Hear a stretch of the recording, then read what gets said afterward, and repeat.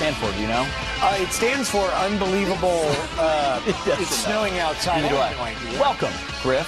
Rachel. Thank for being you. here. I brought the Wisconsin weather You really to did. New York. I know. I walked to the studio in slush. Yes, and I slid all the way from New Jersey. I wore a seatbelt for the first time in a long time. I'm not going to put a date on it. You don't wash your hands. You don't wear seatbelts. Kids, wear your seatbelts, okay? But I believe that individuals should be free to be stupid and not wear seatbelts if they don't want to. Today, I wore one because we were sliding all over. That's America. Yeah, exactly. So that's the P rule. If it snows, seatbelts. No snow, no seatbelt. Free to be dumb. All right. Yeah, that's kind of the That's idea. unbelievable. That's not unbelievable at all. Button that up so good. You like that? Good job. Well, let me thank tell you. you what else is unbelievable. There's more people jumping in the Democratic 2020 race. Another one? Yeah. So another candidate. Now we now have 10 official 2020 Democrat presidential hopefuls because Governor Jay Inslee of Washington just entered the race yesterday. So you've got Jay Inslee, Bernie Sanders, Kamala Harris, Cory Booker, Amy Klobuchar, Andrew Yang, Elizabeth Warren, John Delaney, Tulsi Gabbard, Julian Castro. In case you missed it, Jay Inslee is running on nothing but a climate change platform. That's all he's going to run on. You said earlier he's AOC, except he's He's an old white guy. an old white guy. Yeah, so he's AOC just as an old white guy, which means he's dead in the water inside his own party that plays identity politics. I digress. But, we'll see. Clearly, this is part of a absolute lurch on the left for that party. Yep. And now we hear that Biden's going to get in. He is. Well, and now Biden, to point out, is very different than Inslee because right now, excuse me, many Americans are just waking up watching this channel going, who? Who Yeah, is Jay Inslee? And he's not a well-known guy. No. But he sees an opportunity in this unbelievably wide-open field. It's almost like if you were a card-carrying Democrat and you don't have anything to do right now, you might as well run for president because a lot of people are getting in, former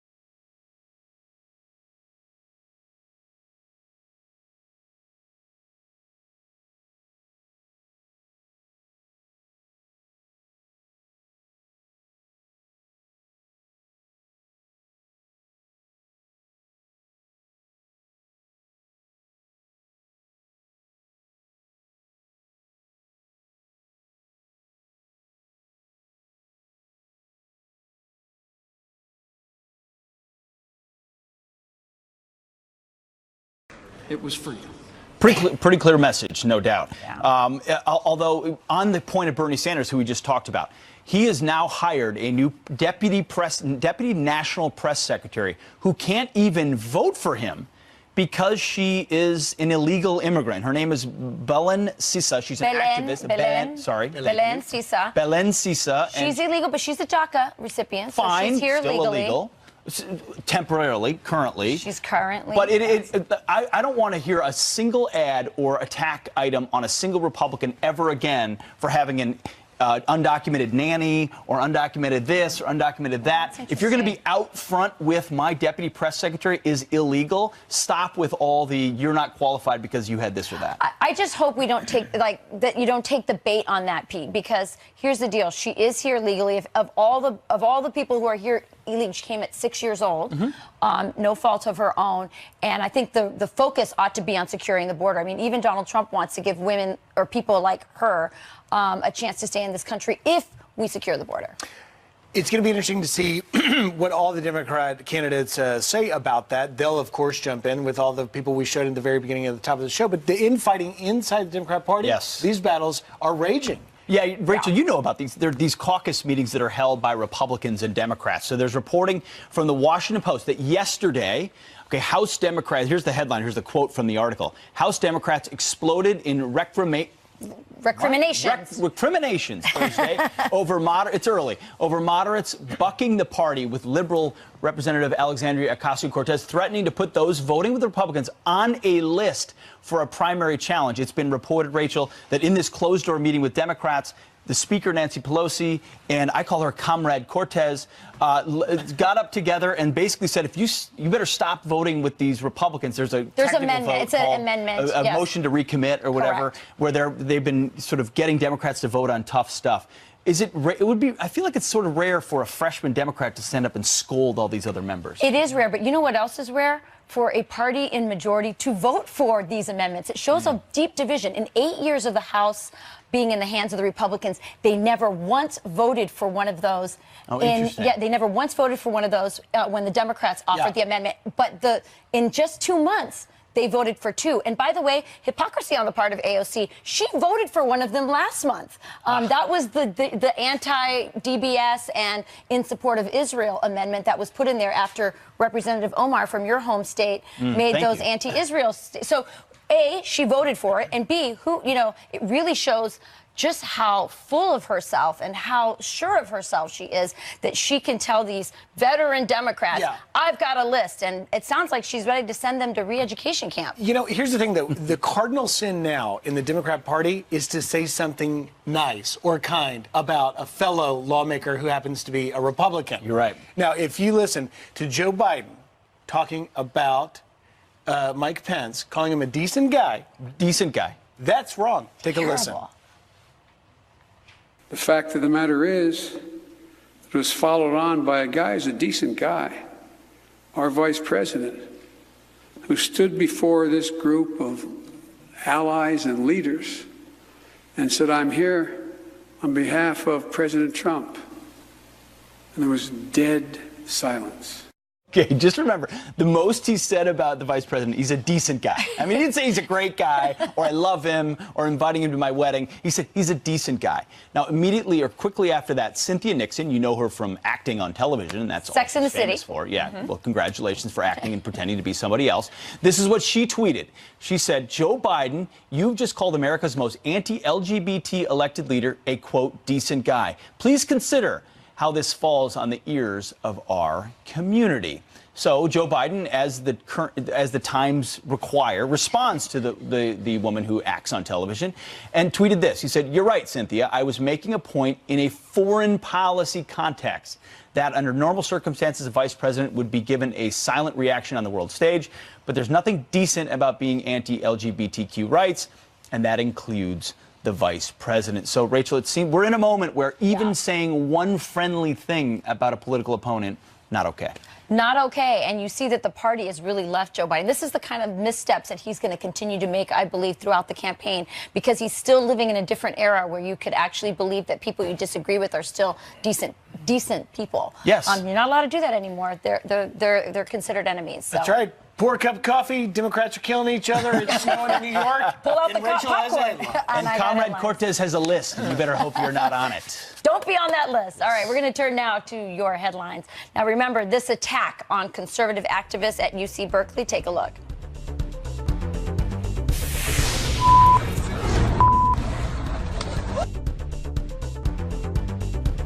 That man accused of throwing that punch is now behind bars. Police charging Zachary Greenberg with assault. Authorities say he used to be an employee at the university. Greenberg will appear in court on Monday. The victim, Hayden Williams, is meeting with President Trump today and will be on Fox and Friends tomorrow. President Trump says his remarks regarding Otto Warmbier's death were misunderstood. This after he suggested that Kim Jong-un did not know the American was being abused while in North Korean custody. The president tweeting in part, quote, "I never liked being misinterpreted, but especially when it comes to Otto Warmbier and his great family. Of course, I hold North Korea responsible for Otto's mistreatment and his death." The college student was arrested for taking a propaganda poster, and he died days after being returned to the U.S. in a coma 17 months later. Major League Baseball now looking into a public fight between the San Francisco Giants CEO and his wife. Watch this.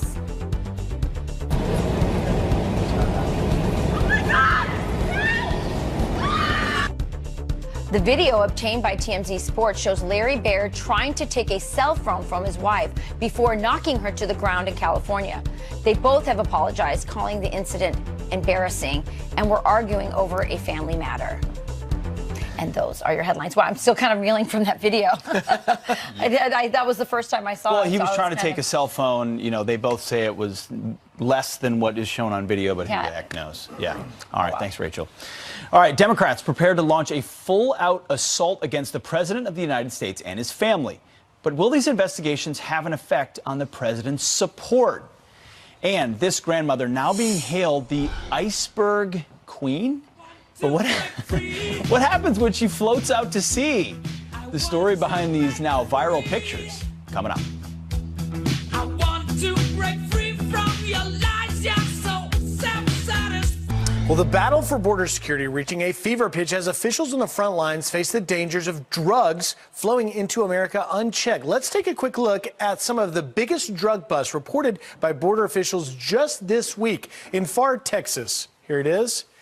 180,000 worth of cocaine hidden in a tractor trailer weighing in at over 23 pounds. This one in Uvalde, Texas, almost 11 pounds of heroin was confiscated worth $227,000. And in Nogales, Arizona, almost 350 pounds of narcotics seized by agents, including heroin, meth, cocaine, and fentanyl, worth a whopping $4.3 million.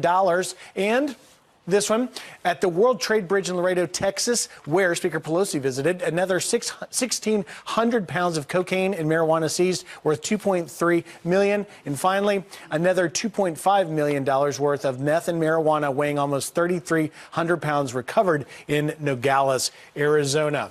Now, this comes as almost 7,000 illegal aliens were apprehended in the Rio Grande Valley just this week, with 4 consecutive days of 1,000 per day. For more on this, let's bring in Chief Manny Padilla. He's now the director of the Border Patrol's Joint Task Force West in San Antonio. And as I mentioned, the former RGV chief. Chief Padilla, good morning. Tell me about what we're seeing with these numbers, sir. Yes, thank you. Thank you for having me here, Griff. Well, I tell you, statistically speaking, I can tell you that in fiscal year 18, the Border Patrol apprehended 396,500 people. This year, Griff, we are looking at a 97% increase over last year.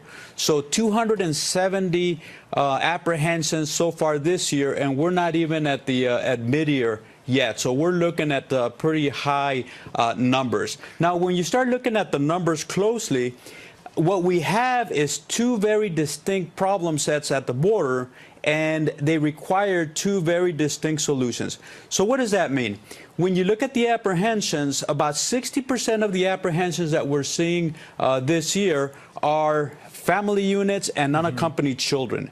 This population of people are turning themselves into border agents and not trying to evade. This problem actually started in fiscal year 2014 when we started seeing an influx of unaccompanied children, and it has exponentially just grown to the levels that we're seeing right now. Chief, now, this problem set is on top of the traditional border security mission that includes what you are talking about, the narcotic smuggling, the criminal aliens, the aliens from special interest countries, as well as the economic migrants that are trying to evade border authorities because they will be detained and returned to their country. So two very distinct problem sets. So when we talk about two different solutions, on the first problem set, which is the unaccompanied children and the family units, that's where we need Congress's support to close these immigration loopholes that are being exploited extensively with this population. So the flows of immigration always adjust to our legal framework that we have in regards to immigration. Chief, I just want to jump in here just to add to this whole discussion as you give us these numbers, and actually we can show you, if you look at where we were in fiscal year 18 at this time, you see the 109,543, almost double, 201,497 so far this year. But I listened to the Interior Secretary of Mexico speaking at a group in Washington this week saying that they believe this phenomenon of caravans is going to bring as many as 700,000 migrants into Mexico this year. When you add that, are we looking at potentially one of the most heavy illegal alien trafficked border situations you've had in history on the border right now, if you project forward? Yes, so we've had 1.6 million apprehensions in fiscal year 2000, but you're comparing apples and oranges because what we are seeing right now is about 78-79% of the people that we are detaining are non-Mexican nationals. In the early days, the majority of the people, up to 98%, were Mexican nationals. And the difference is one person from Central America takes a long time to process, up to 2 hours, sometimes 3 hours to process one person. In the old days, when we were apprehending people from Mexico, you could process one in 15 minutes or so, and you can return them to Mexico. So it's a totally different problem set that you cannot compare just on raw numbers. There's a lot of differences just because of their nationalities. Chief Padilla, thank you for bringing us up to speed as we continue to inform everyone about the conditions and the situation on the border. Thanks, Chief. Thank you, sir. All right. Senate Democrats blocking a bill that would have required doctors to treat infants born after failed abortions. But did the mainstream media even cover it? That answer coming up. And a high school wrestler pulls himself out of the state championships because it was against a girl. He talks about why. That's coming up next.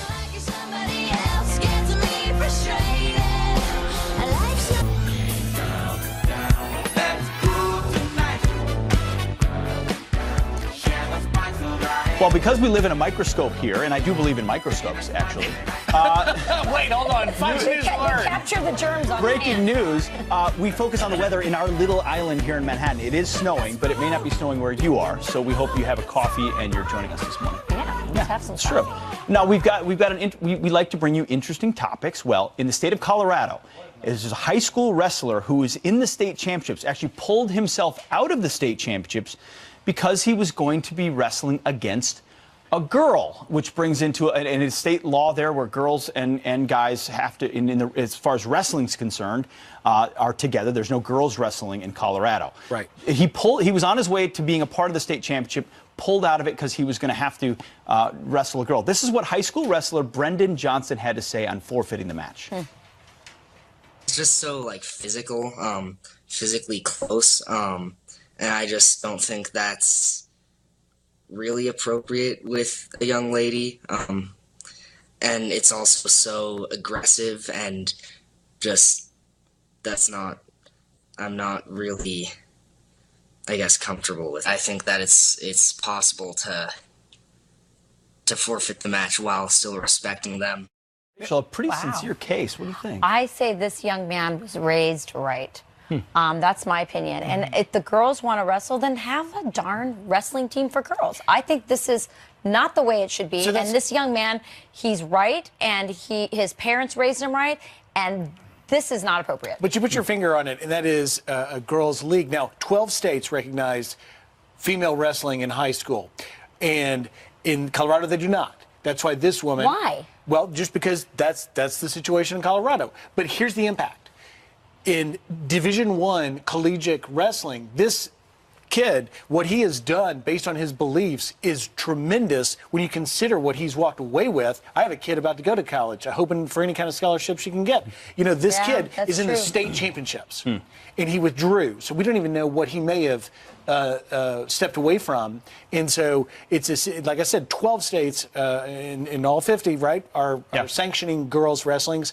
Colorado's not one of them. They're going to have to figure out what to do because this kid, based on his moral fiber, the way he's raised, made a decision that he felt was the right one. But it's not necessarily fair when you really broaden the discussion. Well, of course. My father is a high school athletic director. And for the most part, it is, you need to have enough demand in the state in order to have a girls wrestling league. It's not, I think the article said 17,000 girls are wrestlers across the country. Like, I love that. I love female athletics. It's fantastic. But for guys to be wrestling girls, like, it just doesn't. It's all putting these kids in such difficult situations and having to make difficult choices. Here's what Dr. Phil, I love Dr. Phil. Here's what he has to say about this. You cannot legislate that everything is going to be equal for everybody because everybody's not equal. I'm sorry, they're not equal. They may be equal in terms of their value as a human being. Yes. But they're not equal in math skills. They're not equal in how fast they run. They're not equal in creativity. They're not equal. Everybody has their own value, but that doesn't mean their marketable skills in an open society, in an open market, are going to be the same. So he wasn't specifically weighing in on this particular issue, but he's weighing in on the whole concept of, you know, there are differences between boys and girls, and that's kind of a good thing. Yeah, he's going to get panned for those comments. Oh, yeah, no, for sure. No, he will, for pointing out the patently obvious reality that our emotional makeup, our mental makeup, our physical makeup are different. And thank God. Yeah. If the world was full of men, we'd be in trouble. Just like if the world was full of women, we'd be in trouble. Sometimes when I nag my husband about not doing something like, you know, that I like, you know, wiping down the counter or something, he's like, "Did you want to marry yourself?" And I say no. Sean Duffy, thank God for the differences. We salute you. Yes, we do. Well, we want to know what you think. Friends at FoxNews.com. I bet you've got an opinion on it. Send it to us and we'll read it. All right. And in the meantime, I'm going to turn to some headlines.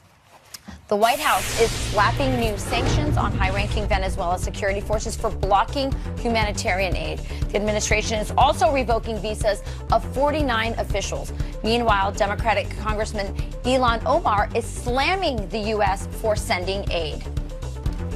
We're sending humanitarian aid that is in the guise of, you know, eventually invading this country. You don't support the leader of the opposition as being the president right now, not Absolutely President Maduro. The U.S. is one of several nations that have recognized opposition leader Juan Guaido as Venezuela's legitimate president. Michael Cohen's lawyer admits Cohen was once interested in working in President Trump's White House. Cohen's attorney saying in a statement, quote, he speculated about a possible position in the White House, but after he consulted with his family and friends, he decided that he preferred to be the personal attorney to the president. This, as House Republicans call for the Justice Department to investigate the former Trump lawyer for allegedly lying during sworn testimony. A teacher is forced to take down a poster honoring Colin Kaepernick after the display caused a disruption. Thank you all for participating in this. I'm going to go ahead and remove it. The South Florida school says it was flooded with calls from parents who found the poster offensive. Kaepernick sparked a firestorm of controversy for kneeling during the national anthem back in 2016. Kneeling Kaepernick? A grandmother is rescued when a chunk of frozen ice drags her out to sea.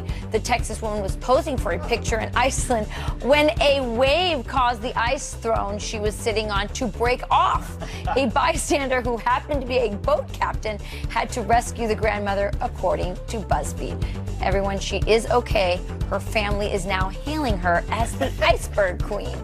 And those are your headlines. That's kind of funny. That was scary too. Your grandma's interesting set of headlines. Yeah. Rick, any icebergs? I've been to that beach in Iceland. Have you been to Iceland? No. It's one of the coolest places you'll ever go. And there's this beach where all this ice washes on shore, but it's really dangerous. Like, she's lucky she's alive. And she got an amazing picture. She did. Yeah, That's the whole point these That's days, the right? point. Get She that picture. really did. Hey, Rachel, how's the snow this year for you? Oh my gosh. Her mic was turned off, but she said, oh my gosh. Yeah, really bad snow. Here's your temperature waking up. Still really cold. We're into March now, and it still feels very much like winter. In fact, the Northeast has not had much snow at all this winter. At least coastal areas, interior sections have. Coastal areas have not waking up this morning to a few inches in New York. We'll see maybe 4 to 5 inches around Boston, a little bit more out across Cape Cod and the islands. That's the first storm. Next storm is out across the west now, bringing a lot more rain, where we saw all of that flooding this week. One of the wettest seasons we've seen in California. The drought in California almost completely wiped off the map, which is great news. However, it is going to cause still a lot more flooding. Now, here's how this storm plays out throughout the day today. Pulls in towards the Four Corners states. A lot of snow across parts of Colorado, maybe 30 to 40 inches. Then we'll see the snow across the Central Plains. And then Sunday night into Monday, another snowstorm comes in across the Northeast. There you go, guys. You know, Puxatawny Phil is losing his edge. He is. He never had it, I'll be honest with you. Never had it. Yep. And offensive to all meteorologists. You're right. Thanks, Rick. Appreciate You it. bet. Thanks. All right. Democratic presidential hopefuls are the ones who blocked a bill that would have required doctors to help infants born after failed abortions. Our next guest says this will only hurt the left in 2020. And we often have breakfast with friends. Well, this morning, Janice is having coffee with cops. Good morning, Janice. Good morning. We are at the Sweetwater Bar and Grill in Cinnaminson, New Jersey, having coffee with cops. I've got the chief, I've got the mayor here, and my troops in back of me. Are you guys excited to be on Fox and Friends? All right, we will talk to them in the next hour. Stay with us. Cheers, everybody. What do I do when my love is away? This week, Senate Democrats blocked a bill designed to protect newborns against infanticide. The Born Alive Abortion Survivors Protection Act would have required doctors to treat infants born after failed abortions. So how did the mainstream media cover it? Well, Kelsey Bolar is a senior writer for the Heritage Foundation and a visiting fellow for the Independent Women's Forum. Welcome, Kelsey. Good morning. So tell us, how did the media cover this? That's a good question, and the short answer is they didn't cover it. Fox News was one of the only mainstream news organizations to cover this vote, and I think that speaks to more than just media bias. It's a dereliction of the media's duty to inform American citizens. Look, it shows that the media is really working overtime to protect Democrats, because I think many members of the media, journalists, know how unconscionable this vote really was, when 80% of Americans support limiting abortion to the first 3 months of a woman's pregnancy. And, you know, already we're seeing the effects of these very extremist abortion positions, and now infanticide on the left, where now we, for the first time since 2009, we have an equal number of Americans who identify as pro-life as they do pro-choice. Right. Let's take a look at some of these numbers. I think you bring up a great point about how what the mainstream media has done. So we have ABC, NBC, CBS, CNN. None of them had any mention of it. I'll also add, Kelsey, you know, Fox was very brave and brought on abortion survivors, and I've spoken to some of them. They have never ever been invited on any of the other networks. So I think they say it's a rare incident. That's why they didn't vote for this bill on the Democrat side, and yet there are actual human beings that are alive right now that have survived this procedure. Yesterday, Elizabeth Warren was confronted at a town hall on this issue. Let's take a look, and we'll come back on the other side. What about the babies that survive abortions? How come they can't have health care? Infanticide is illegal everywhere in America. You voted against it. Go ahead. Infanticide is illegal everywhere in America. Clearly, she sees this as not a very popular position to take. Right. This should have been an easy vote for Democrats and Republicans. And there's also been a lot of misinformation about this piece of legislation. It would not stop a single abortion from happening in the United States. It would simply protect babies who are born alive after a botched abortion. And again, the fact that the media is working overtime to protect Democrats from communicating to Americans where they really stand on this issue, I think is a dereliction of their duty as journalists to inform. Yeah, it certainly brings up a lot of issues in an age when they're fighting back against things like fake news. So thank you so much for bringing that up to us, Kelsey, and have a great day. Thank you, Rachel. All right. Now, the state of New York now is begging Amazon to reconsider its plans to pull out of New York. But a brand new fight is bubbling up for Amazon in Virginia. Kurt the Cyber Guy is here with the big tech backlash. That's coming up next. Plus, could there soon be no more prince or princess? How Meghan Markle and Prince Harry may raise their baby to be gender fluid.